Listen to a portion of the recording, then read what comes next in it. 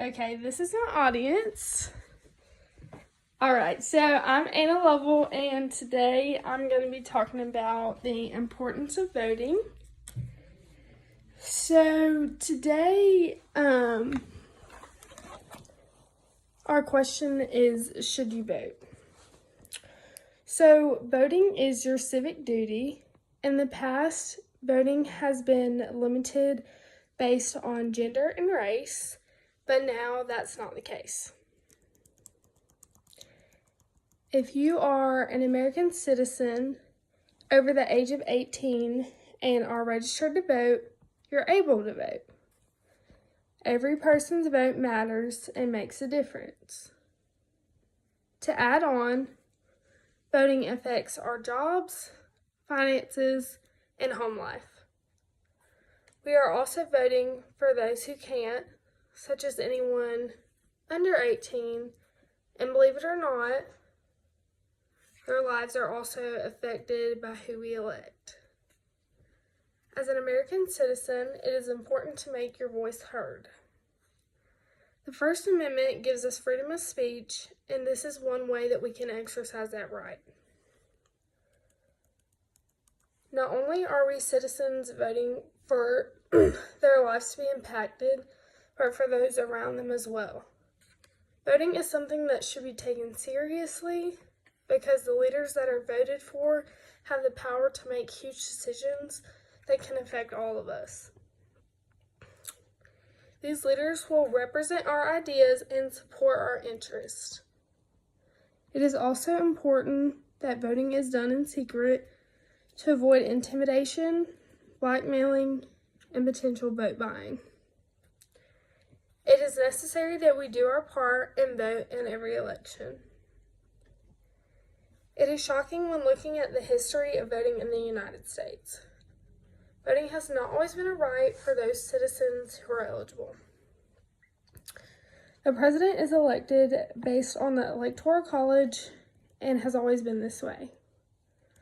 I found an article that states Ford previously served as the 40th Vice President of the United States from 1973 to 1974.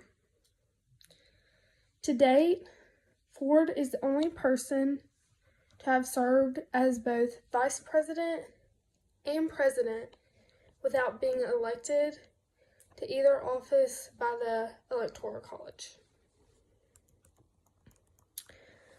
Furthermore, most presidents have been elected through the Electoral College, and it is very rare to not be. In the 1800s, the Constitution didn't say who could vote, so this question was left to the states. National Geographic states, in most cases, land-owning white men were eligible to vote, while white women, black people, and other disadvantaged groups of the time were excluded from voting. This is also known as disenfranchisement. As you can imagine, this created issues all throughout our country. Some politicians would take advantage of this by making it harder for certain groups of people to vote. For example, politicians may use strategies such as reducing polling locations in predominantly African American or Latino neighborhoods, or only having polling stations open during business hours when many disenfranchised populations are working and unable to get time off. The 15th Amendment allowed black men to vote in 1869. Even after this amendment was passed, it wasn't easy considering that they had to take literacy tests and face artificial hurdles like poll taxes meant to discourage them from exercising this right. Did you know that women were denied the right to vote until 1920? The women's suffrage movement resulted in the 19th Amendment, which states, "The right of citizens of the United States to vote shall not be denied or abridged by the United States or by any state on account of sex." In the mid-1960s, to be able to vote, you had to be at least 21 years of age. In 1971, the voting age was changed to 18 years old. The voting age changed based on the idea that if you're old enough to serve in the military, then you are old enough to vote. Voting has definitely evolved over time. So, with that being said, every single vote matters. National Geographic states, in 2000, Al Gore narrowly lost the Electoral College vote to George W. Bush. The election came down to a recount in Florida, where Bush had won the popular vote by such a small margin that it triggered an automatic recount in a Supreme Court case known as Bush versus Gore.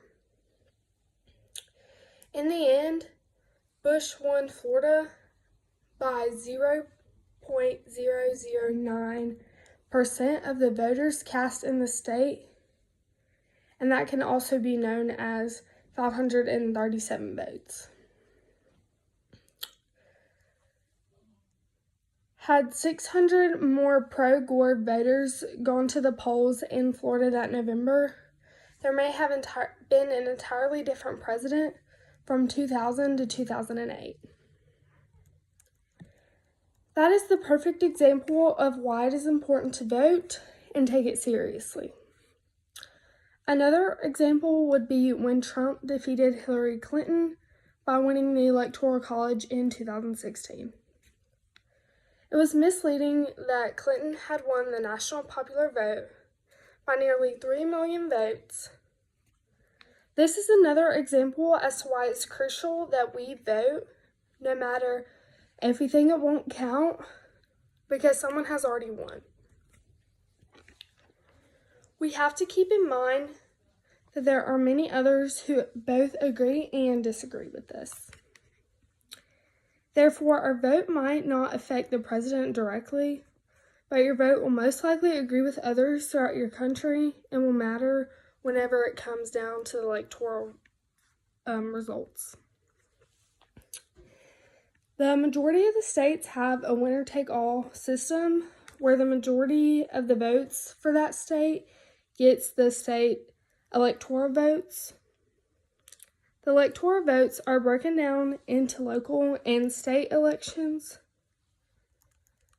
Moreover, while presidential or other national elections usually get a significant voter turnout, local elections are typically decided by a much smaller group of voters. There was a study that found that fewer than 15% of eligible voters were turning out to vote for mayors, council members, and other local offices.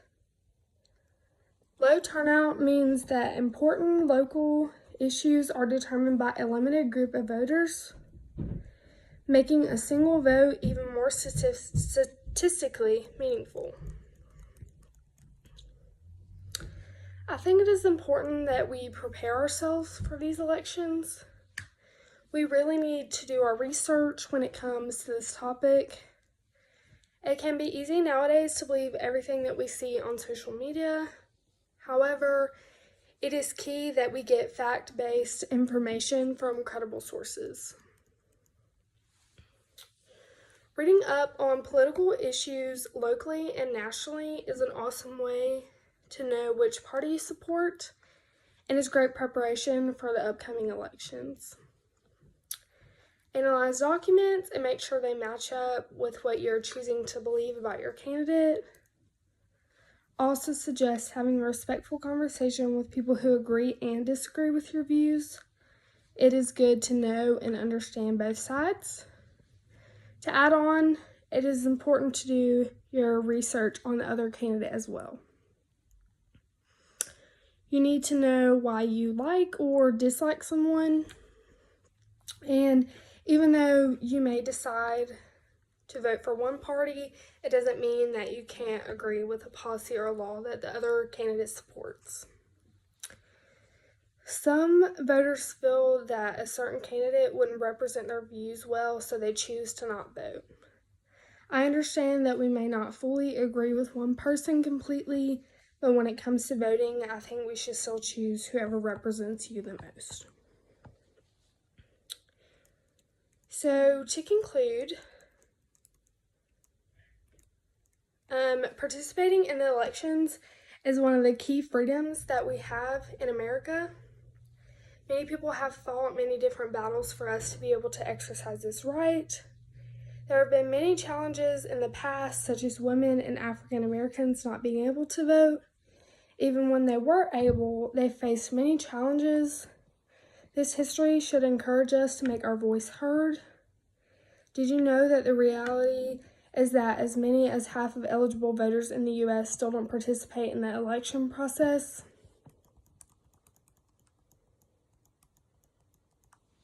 All right, so that's it for today.